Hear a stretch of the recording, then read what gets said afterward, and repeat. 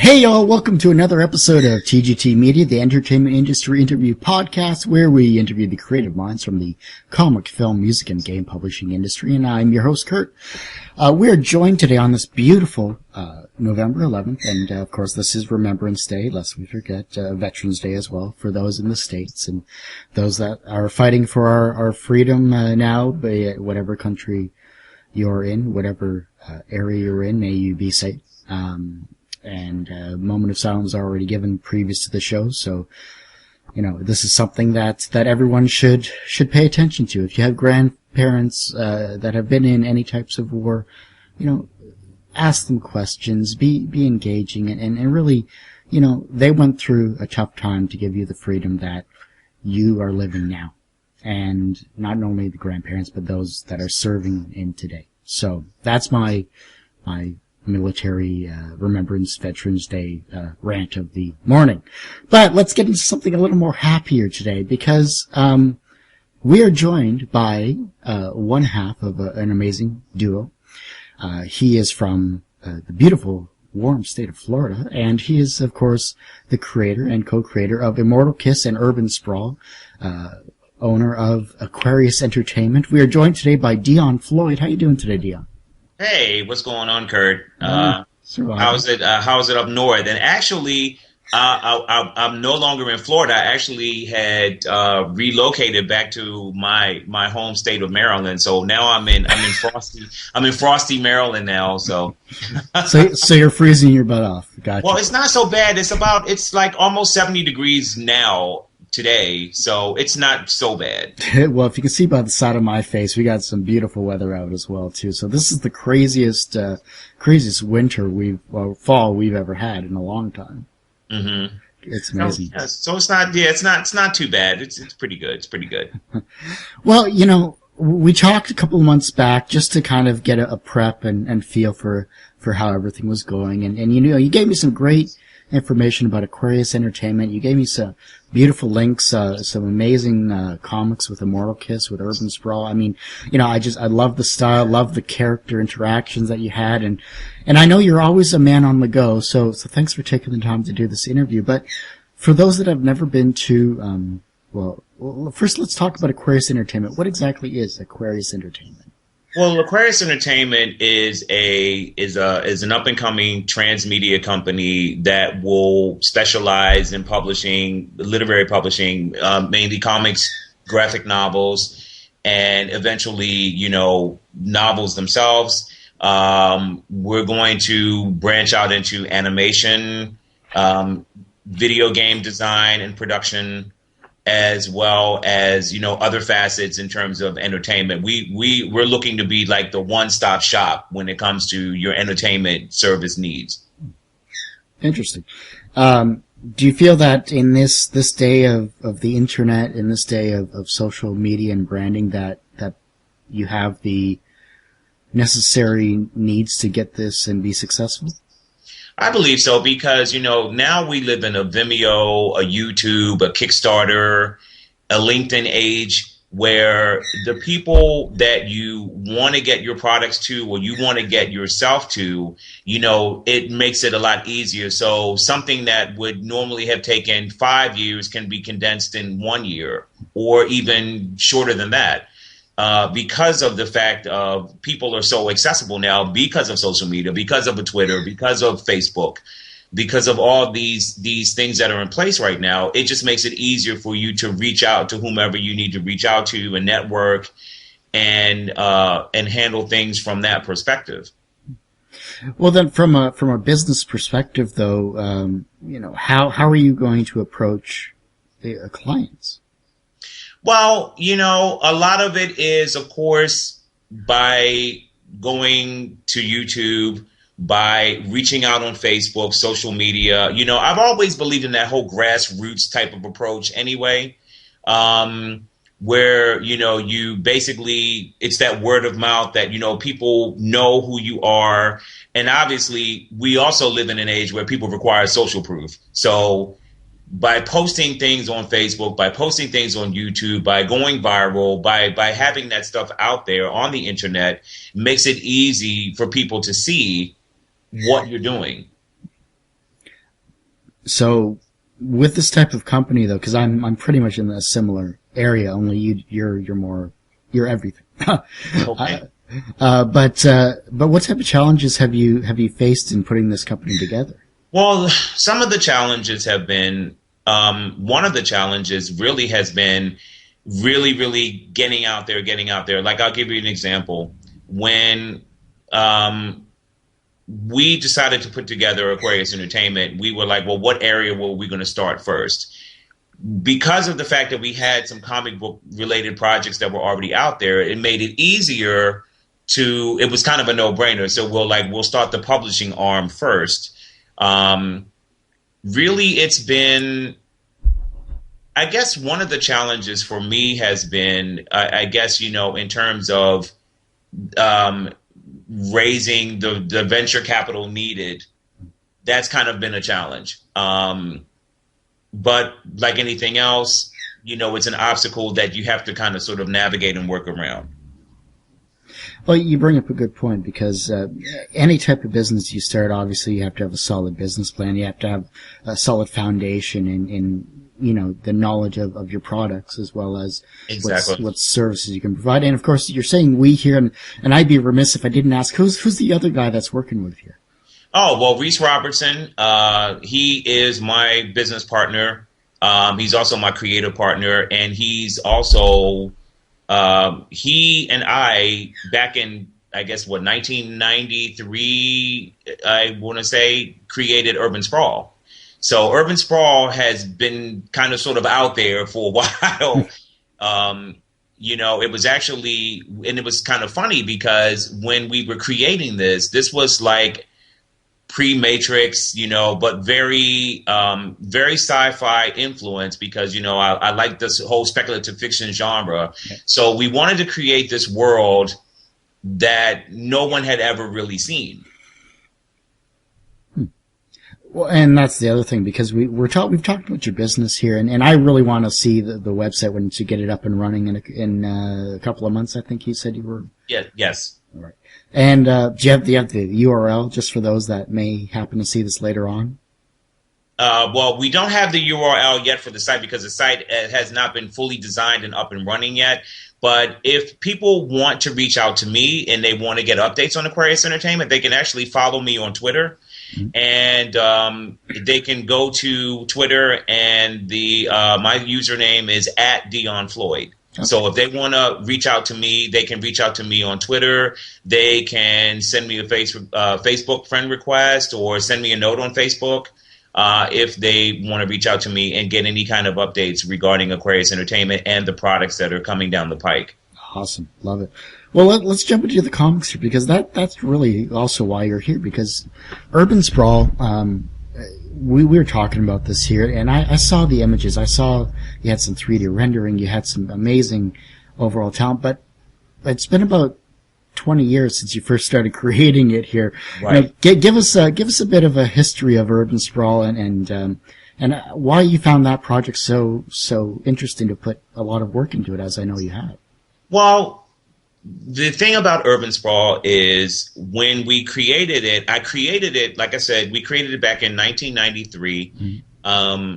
And at the time, it was actually a project because I was managing recording artists in Maryland at the time, and it was a rap group that kind of sort of was the inspiration for Urban Sprawl.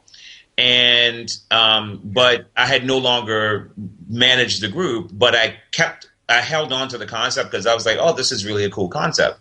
So I infused a lot of other things into it because, like I said, I was really big on the whole sci-fi genre. And there was a lot of influences. I was influenced by a lot of sci-fi classic movies. And that sort of was incorporated into Urban Sprawl. What made it really interesting was because it was a sci-fi piece, the main character was an African female. That's the main. Naima is an African female. She's Nigerian, but she was reared in Japan. So I wanted to kind of infuse a lot of those elements in and incorporate them into the story. So initially, as the project was kind of growing, developing, I ran into a lot of really talented people that kind of sort of helped shape it along the way.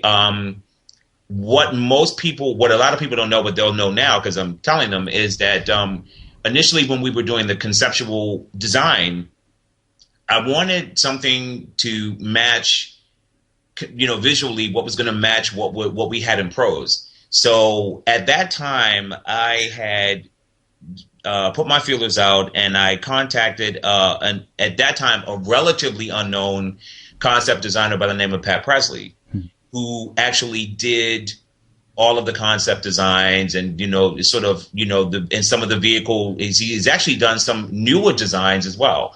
But for most people who don't know, Pat is one of the concept designers for George Lucas's Clone Wars animated TV series on the Cartoon Network. Which is a great show. I love it. Exactly. And he is an awesome designer, too. He has definitely got a future.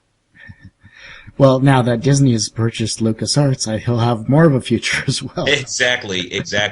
Because he is very, very talented. And like I said, he was able to help us carve out the universe that we were creating, which is now known as Urban Sprawl. Him, along with Machindo who is another concept artist who worked on the project, he actually did a lot of the character designs, which is what you've seen on the Facebook which I love. fan page. Exactly. So Machindo has been a commercial artist for some 20 years in the business.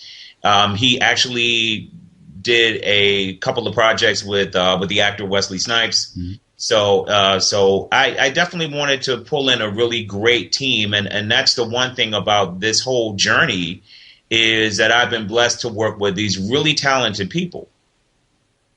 And you're still working with talented people as well, because you're still in this industry. You're still in the comic industry. You're still making Aquarius Entertainment.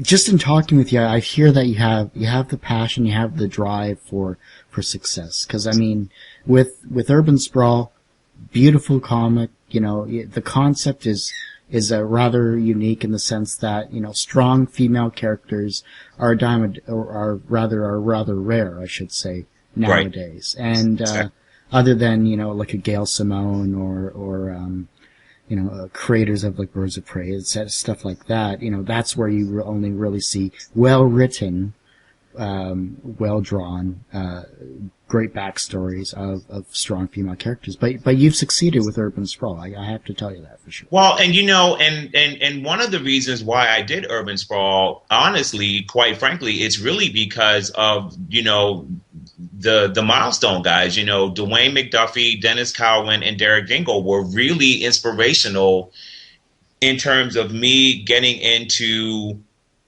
this business. And it's funny because just last week on Facebook, I actually reached out to Dennis Cowan. I actually sent him a note on Facebook and said, hey, you've been an inspiration to me. You were one of the reasons why I got in this game. You and Dwayne, all of you guys, you were really responsible for really pushing and helping me get into the game. And, and it's funny because they were my influences, along with Larry Stroman, who did the Tribe comic book back in the 90s. Yep.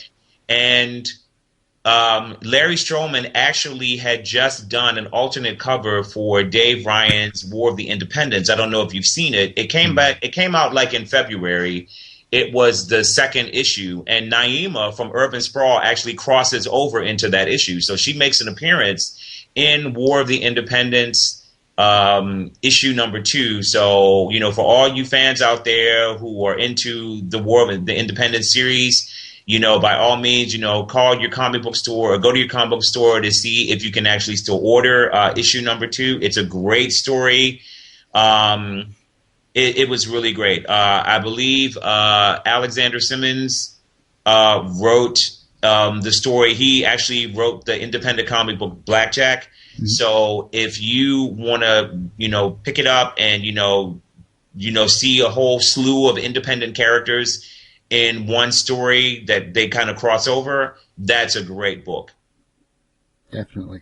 Actually, no, I think you showed me the covers, actually, when we first were talking, because this was a couple of months after Right. After the February release. Yeah, definitely. And yeah, no, it looks amazing. Truly it does. And I'd love to get my hands on that just to read through it.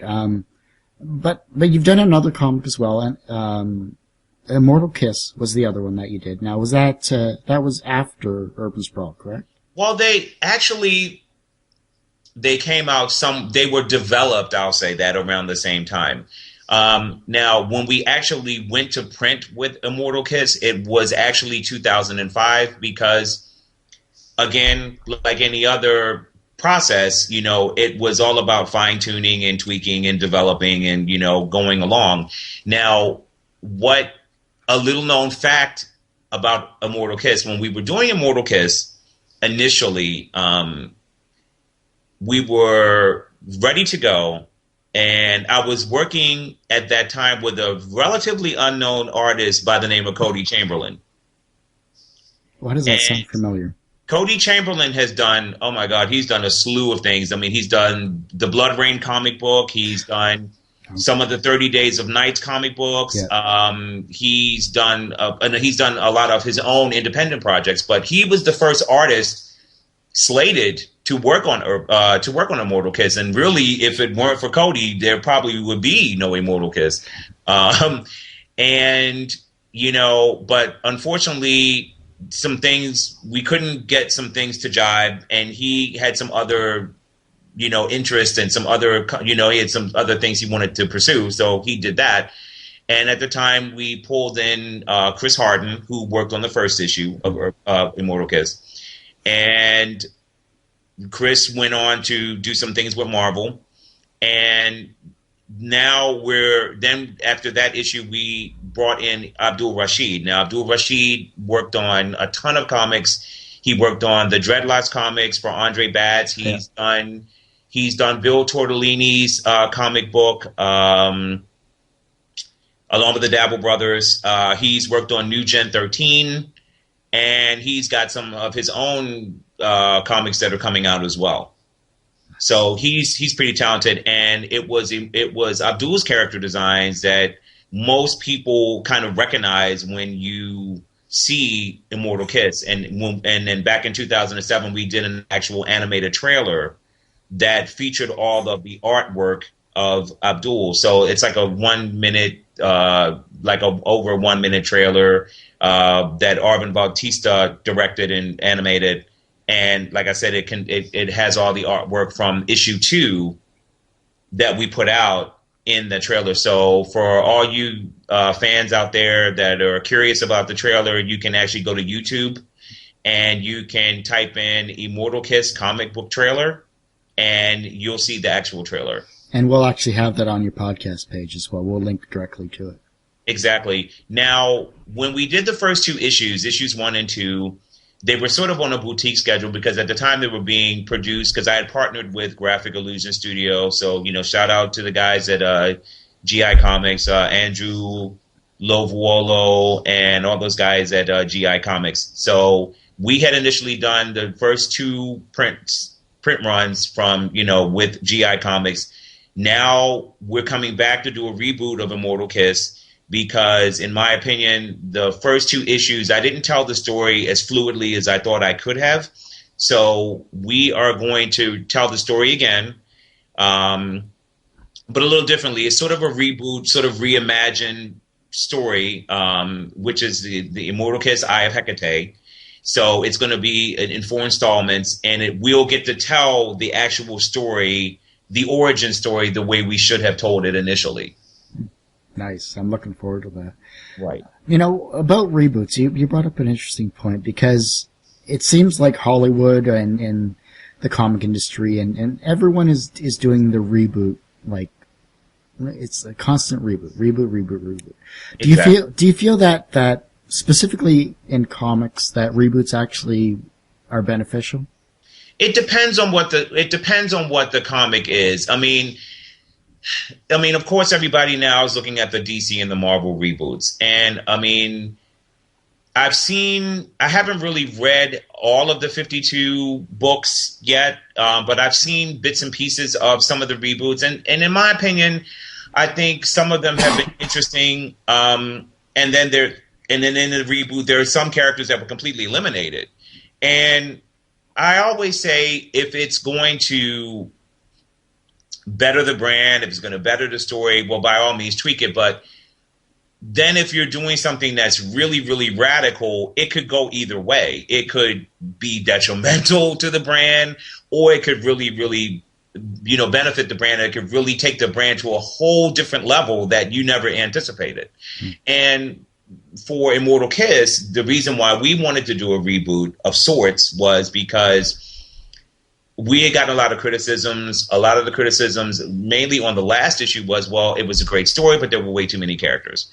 So we were like, okay, so why don't we tighten this up and connect the dots more so that when people read it, they're like, oh, well, that makes a lot of sense because, I, like most people, when I'm reading a book, it's like, okay, I have a whole bunch of questions. So I know for me, it's like, if I'm reading something, I'm like, okay, but why did this character do this? Or why did this character do that?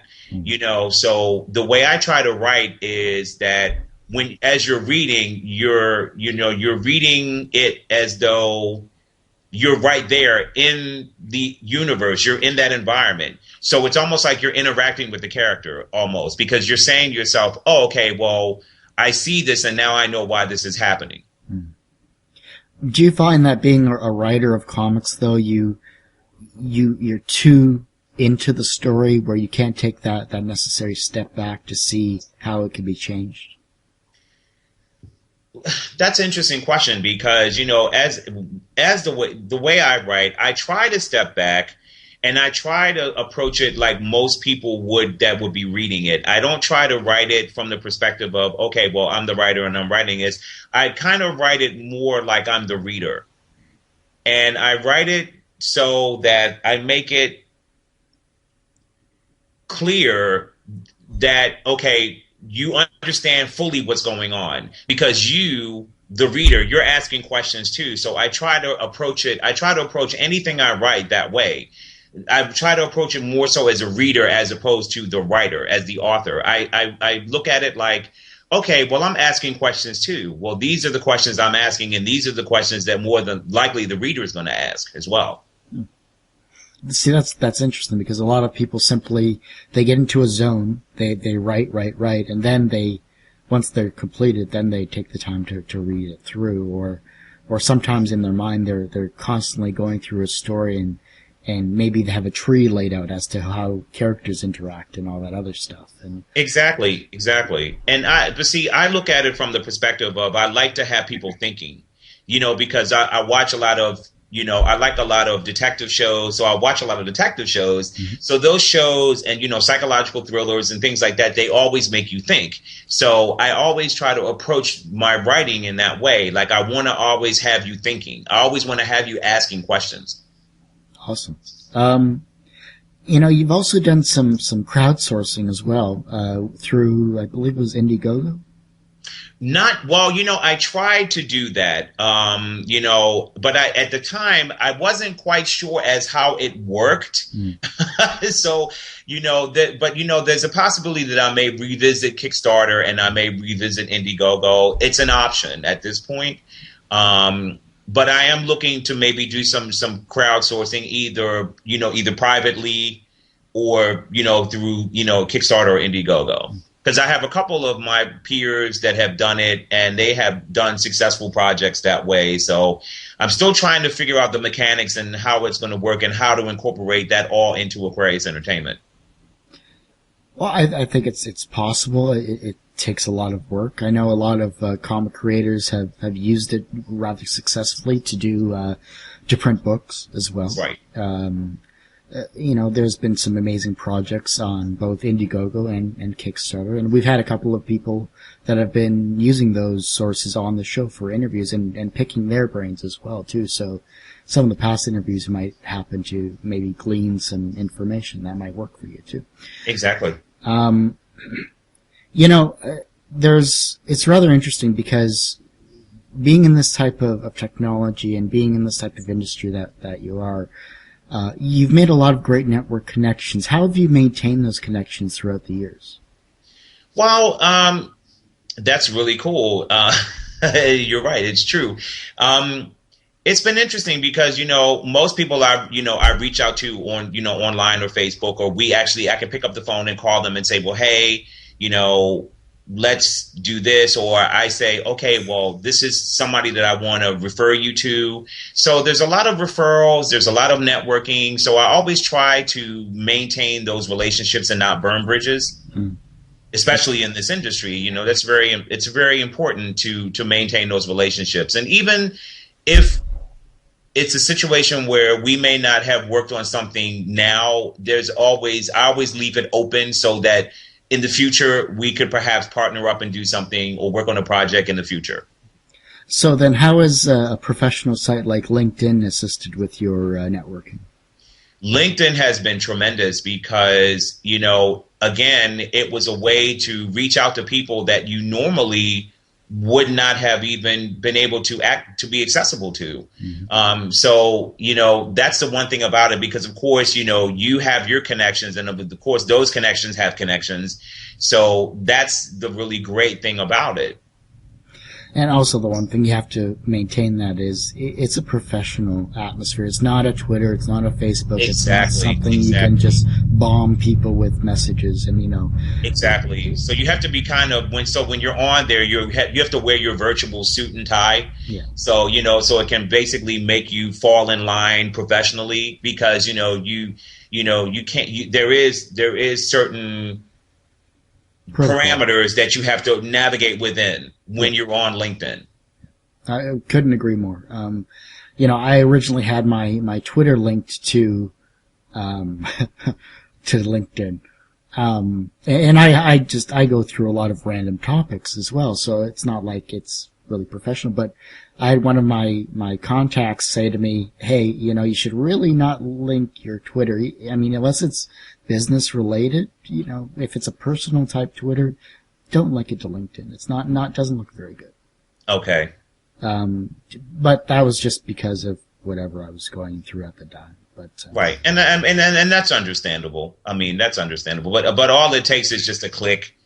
Yeah, exactly. It's very, very easy to use. And, I've connected with a lot of people, like you said, that you would normally not have access to. And it's just like you build you build yourself up, you build your contacts, your connections. And like you said, we may not work together now, but in the future, as long as you keep those bridges open, exactly. You never know what's going to happen. So, and for me, I'm always, my approach to it is I always like to work with, up and coming talent or whomever. I'm pretty open in terms of those type of relationships and, those type of partnerships and business relationships. I'm pretty open as far as that's concerned. I don't have this sort of demeanor where, okay, well, if you're not doing this or if you haven't made like $1 million or I'm not on that kind of ego trip. I mean, because I'm not about that. I'm like,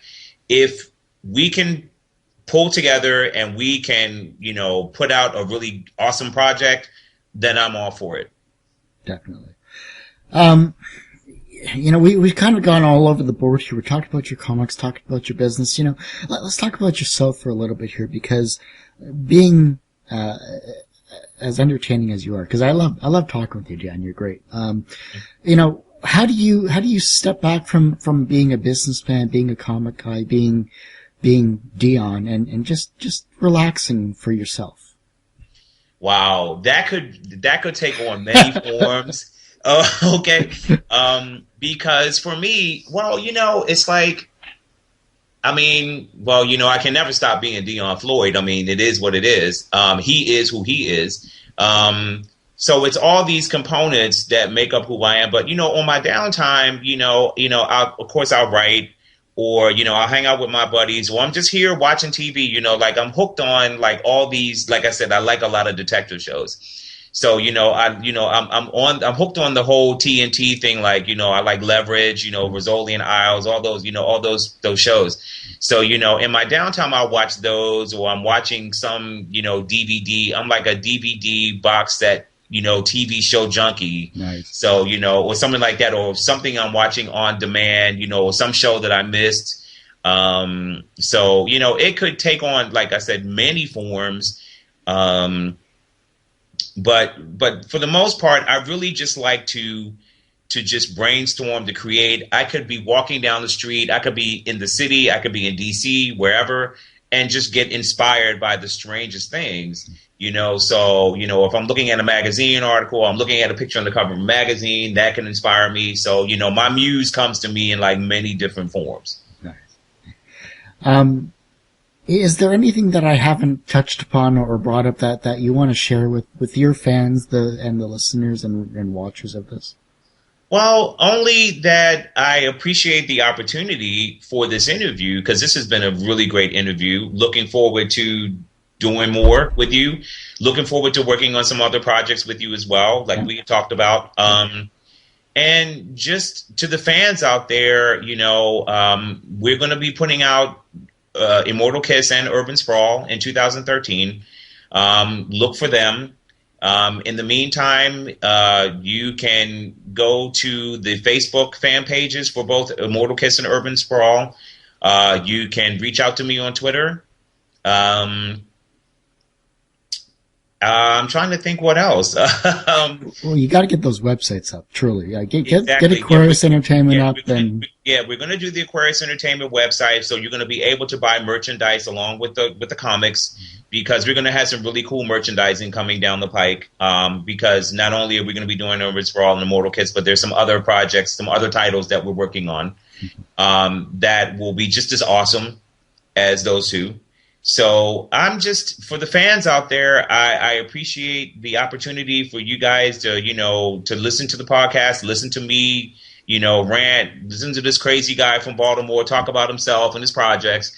And I'm really excited about the next year, what the next 6 to 8 months is going to bring. I'm just very excited, period. Awesome. Love it. Again, Dion, thanks truly for taking the time on this early morning. We'll definitely have you back on the show. If not next year, then definitely, whenever we get you, because I know your schedule is going to be swamped as well, too. Yeah, definitely. That ends this episode of TGT Media. Now, we have a couple of more interviews, coming down, in the next couple of weeks. We have, Scott, sorry, give me a second. Scott Story. There we go. God, it's been too long since we have him on the show. I almost forgot his name. Scott Story from JohnnySaturn.com. Scott and Benita are going to be on the show. It's been 4 years since we've had him. So episode 8, I do believe. Check out that episode. Listen to it if you want. After that, we have another episode, another great, creative person. Let me just bring that up here. Of course, you can see the Immortal Kiss Facebook page and the Urban Sprawl Facebook page as well. We'll get those linked to the page. We'll link that video as well, and I'm just trying to get this loaded up. We have, yes, you can see our schedule here. We have we got Scott Story. Of course, Dion is done his interview today. We have Ella Johansson from Lesbian Drama with co-host Doc, Doc from CallousComics.com. That'll end November. And then we have December. We only have 2 interviews in December, only because I have exams and at the end of the semester. So we have James Ferguson from Happy Holidays, themovie.com. He's, of course, part of the group of film creators we've had on the show back in October of last year. Great guy, and great films as well, too. It's very horror-esque for a holiday theme. And then we have, finally, Tess Cooper from Little Forkers, which is littleforkers.com. Met her at Chicago C2E2. We chatted for a bit. Gonna get her on the show as well. She's a funny person. Check out her comic as well. And that ends this episode of TGT Media.